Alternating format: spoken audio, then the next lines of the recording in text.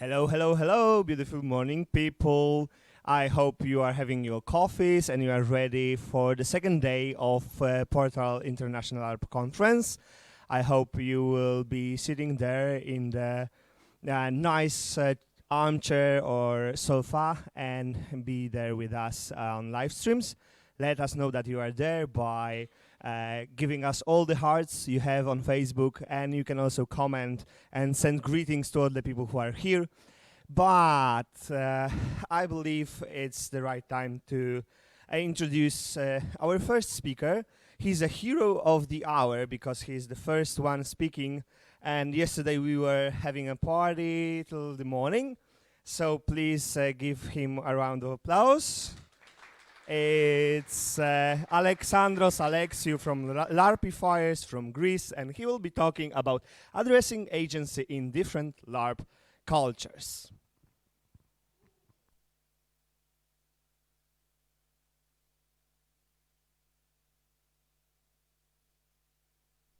Good morning, ladies and gents and others. You don't have to call me a hero, I'm always drunk, so don't worry. Today we're discussing agency in different LARP cultures. So before starting, we should probably talk about what agency is. We're talking about player agency. So player agency is the ability for your players to have interactivity, their degree of freedom to which they interact with the game world, and what that means to the world and to them. So that means how possible is it for a player to alter the world around him. The ability to change the world, the degree to which players can manipulate what is going on in the story throughout their actions, the degree to which good actions amount to good results. Good is a very broad term, so in this case we're talking about how an action may lead to a result that was desired. So that is the good definition. Control of situations, the degree to which players are able to deal with the stakes and threats that come their way. I already see you haven't woken up yet.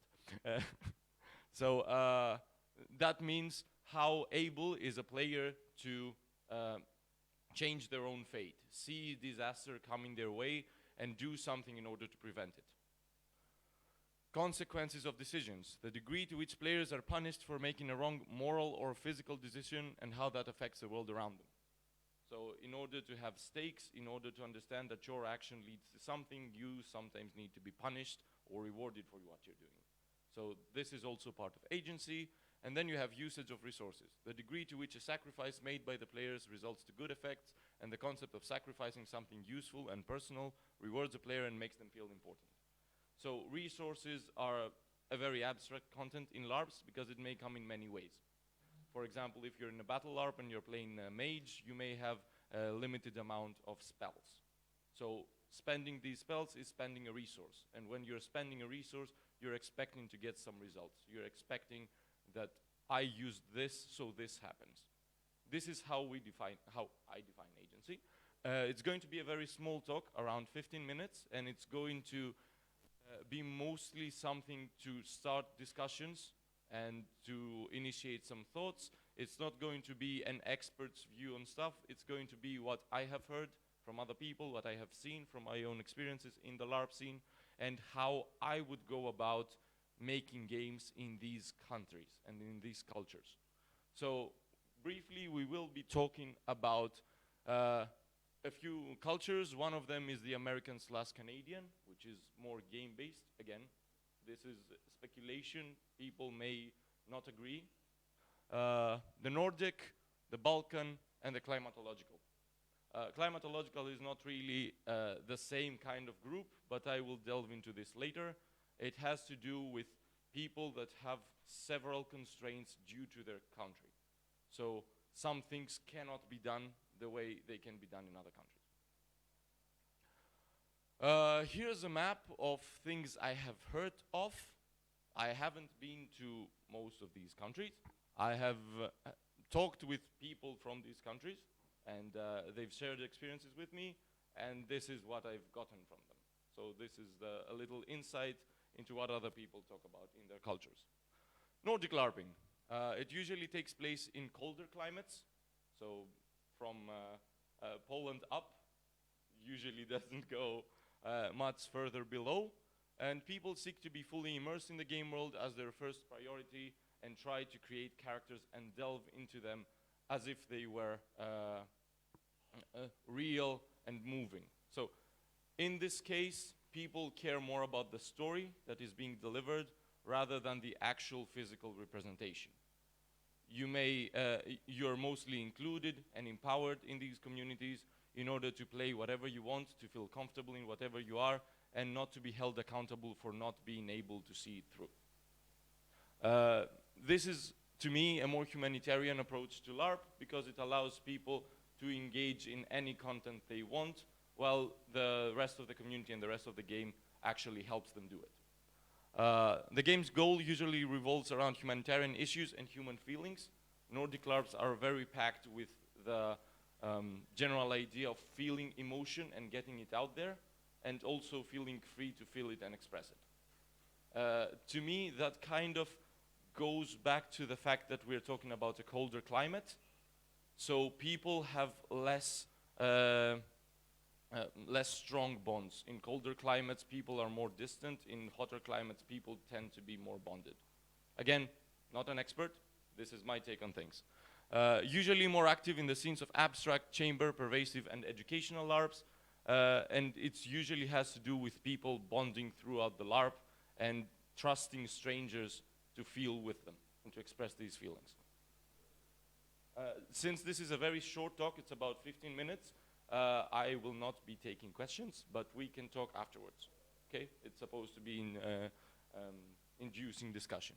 So the key motivators are immersion, having objectives and ticking them off, and feeling. So the way that you can approach this is with quests and with interaction with others, like heavy narratives and NPCs that are trying to bring drama into the situation. When designing a game for a Nordic LARP, you should be capitalizing on having these three in your equation and doing it through these. Again, speculation on what I would do and how I would approach it. You may disagree with this, but your opinion will not be heard here. It will be heard outside. Efficient agency techniques. This is kind of a slide I have for every culture, and it kind of boils down to what I think are some skills, some visions, and a sort of algorithm that you can use in order to approach this subject. So relevant skills, I would say, are improv acting, reading about folklore, having some ideas about directing and how it happens, you know, the theory of how to direct a movie, and psychodrama. These are all relevant skills. If you have training in them, I think it will help you in developing a game and getting a little bit of sense on how to deliver it to other people. I have this very arbitrary percentage of vision. Usually around 40% of content should be about the struggle between freedom and oppression. People love that. It's very usual a subject in Nordic LARPs. Yes, I'm looking at you, Asha. 25% is about romance and bonding. People tend to have a very keen eye for romance, the very classic narrative style romance, where there's a Romeo and Juliet kind of archetype. Then we have mysticism and occult. Due to some pagan origins, most people are very into rituals, very into witchy stuff, very into, you know what I'm talking about. You all LARPers. So about 25% of that, and about 10% of that is about justice and trial. So putting someone on in the space of having done something and being held accountable for it and coming to justice. This is how, again, I would approach this. An algorithm that I would use is people should feel ready to represent the character they are taking up. They should have workshops and they should be prepared and have talked with people and get themselves in a headspace where they know exactly what they're representing. And people should feel sympathy and be able to project themselves on the character. Okay?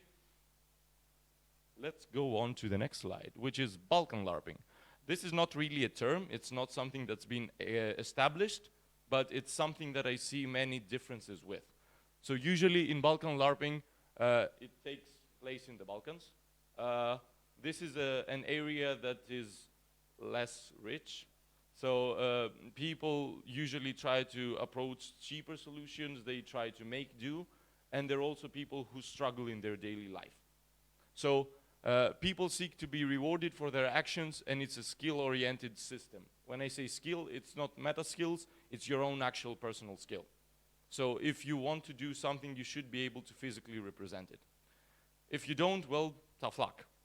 So it's a less inclusive environment that focuses on the fact that through the struggle of daily life, people have gotten used to being rewarded for being good at what they do. I'm not accepting questions, sorry very much, we'll discuss it afterwards if you want. Example of skill, you want to infiltrate a castle, you have to actually climb down the walls and go on the other side and murder the people you own.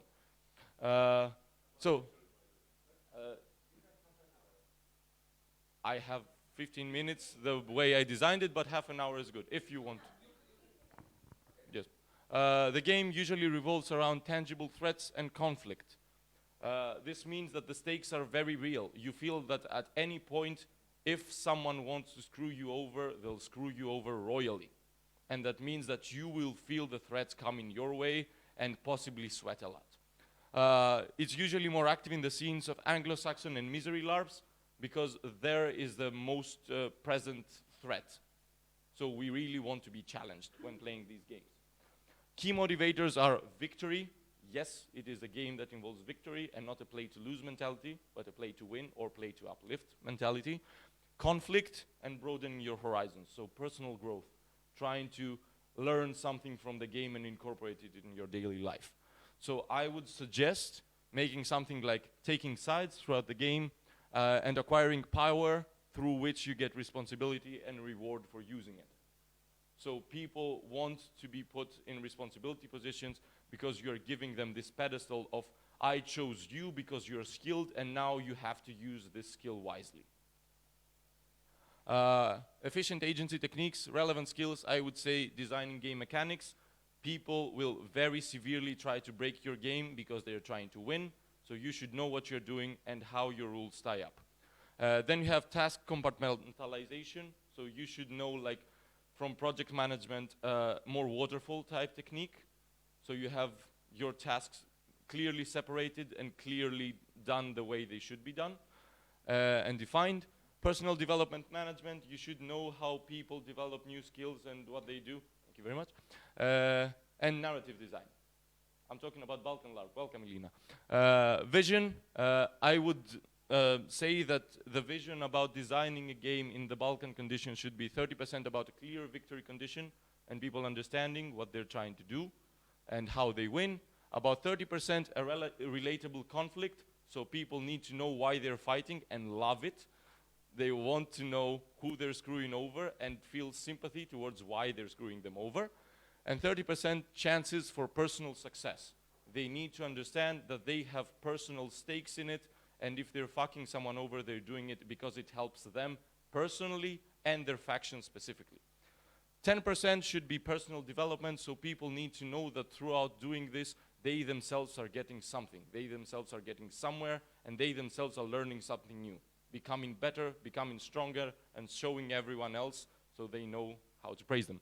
An algorithm for how to design Balkan LARPs to me would be people should feel that the rules of the game are fair and success is based on personal skill. It doesn't have to be precise that the rules are fair. They should feel they are, because that means they feel that they cannot break them.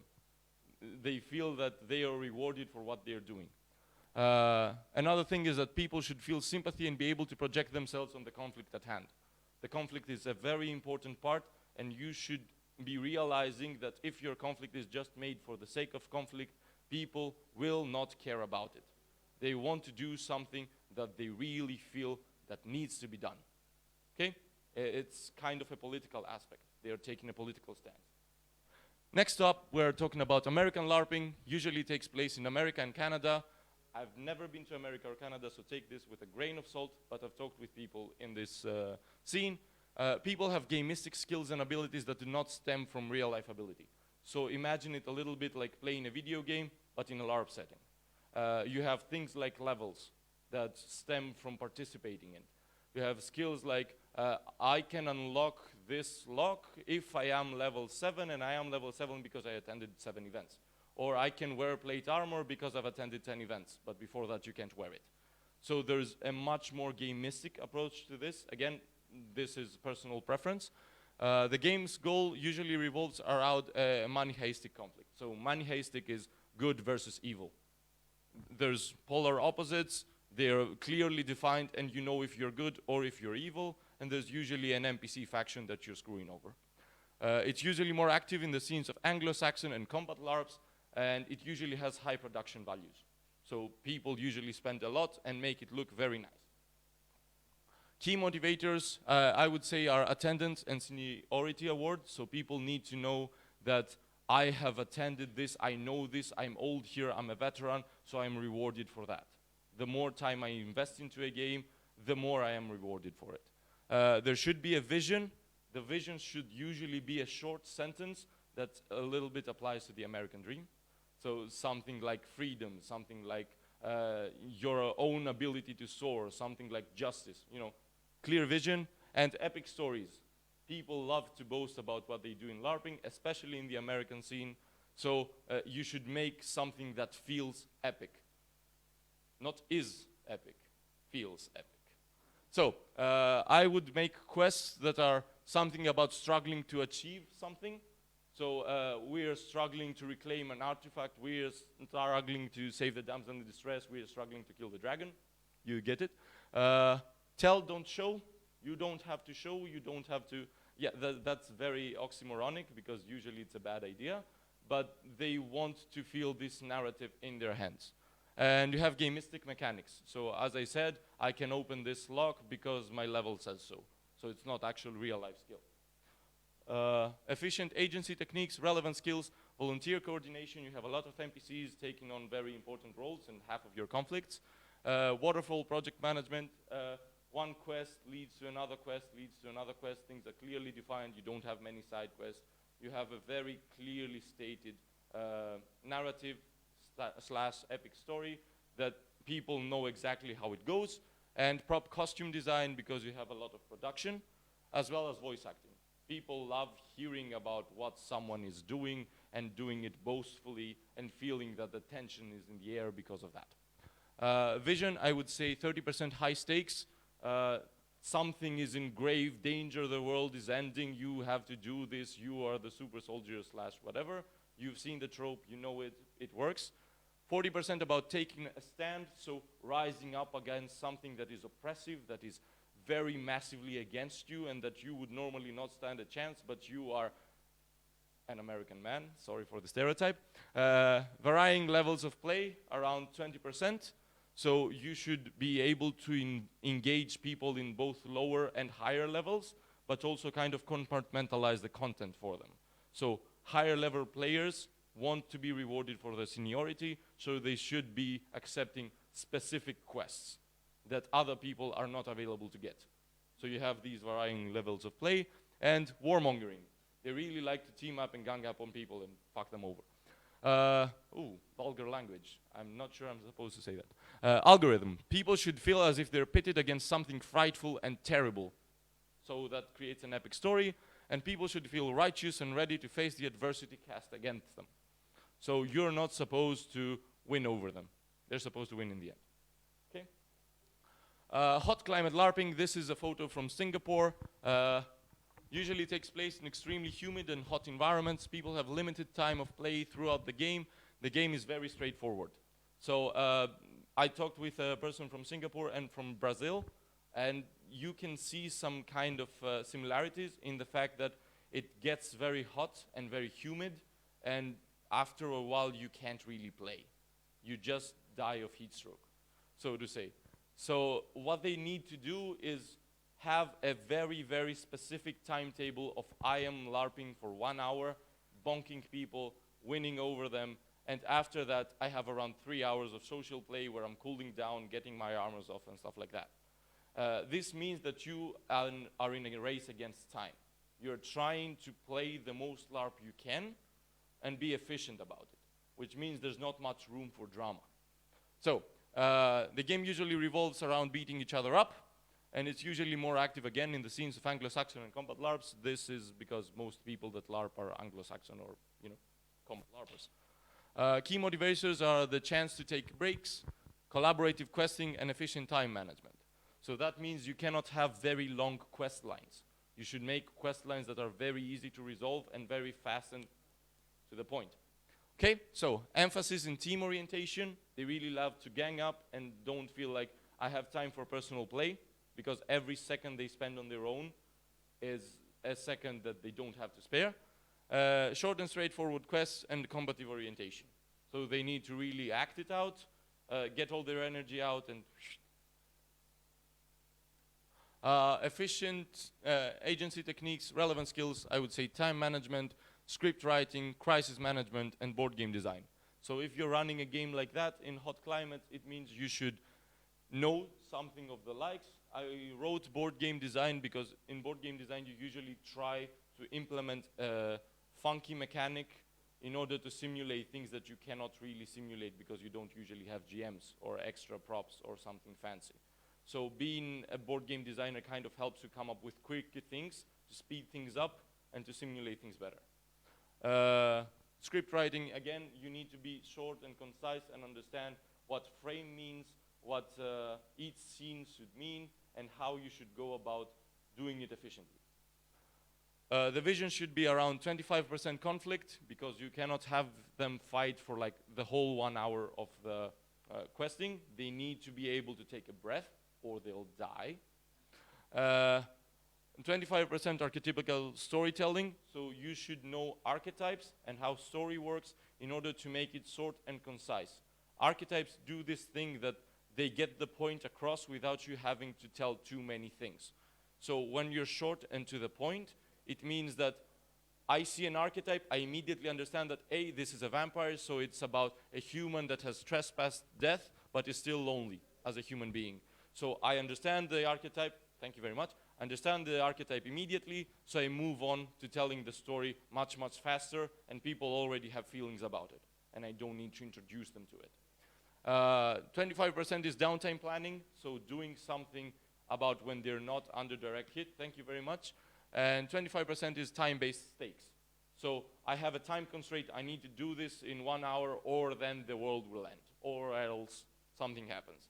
So adding time constraints usually motivates them more, but also gives them a chance for a break. The algorithm I would use is people should be able to participate in the story in an almost railroaded manner. These games are very railroaded because you don't really have a chance for exploration or going outside of what's going on. And people should make limited but critical choices. So you're giving them agency by giving them a choice that's yes or no, but yes or no is a very high stake. Okay? Summary, agency based on socio-political status quo. So in richer countries, you usually have more agency towards feeling things and connecting with humans. In less economically gifted countries, you usually have people wanting to kill each other. Wow. People from more radicalized environments seek a rhetoric or an ideal, something that will motivate them towards throwing themselves against someone else. They need to die for a cause, quote unquote. People from less radicalized places seek beauty and humanity, and sometimes a calming place to express themselves. Agency based on climatological status quo. People from colder climates are drawn to more humane interactions. They're drawn more to bonding with people because they don't really do that in their daily life. They are more absent. Like in my country, I'm from Greece, we usually hug every person we see. Yes, COVID was very bad. And we usually are very intimate with each other. So this is something that you won't see, for example, in Sweden. Or you go into a person's house and they give you as much food as you can and try to fatten you up. They try very much to have this intimate relationship with you where your bond is very important. People from warmer climates want to beat each other up. Again, as fast as possible and as efficiently as possible. Agency based on economical status quo. As I said, people from lower economic status wish to be part of a higher cause. They want to believe that although I may be insignificant on my own, I am doing something for a much greater cause that will help more people. While people from higher economical status wish to have achievements. They need to, if you want, we can elaborate on that. People from higher wish to have achievements and say, I did this, we did this together, we achieved this, I found some beauty, I was calm, I was comfortable, blah, blah, blah. Okay? That was it. Thank you very much. I have 2 minutes, so questions. Thank you. Questions? Right. So, thank you very much for your time. This was very quick and very fast. I hope you retained some information. I will try to have it somewhere you can find it, so you can capitalize on this information and make your own thoughts. Feel free to discuss and say your own experiences with me if you find me around. If not, if you're watching from online, you can see my email, possibly. So you can mail me and tell me how wrong I was, and I will possibly disregard you. But you can also tell me how right I was, and I will answer you. So thank you very much.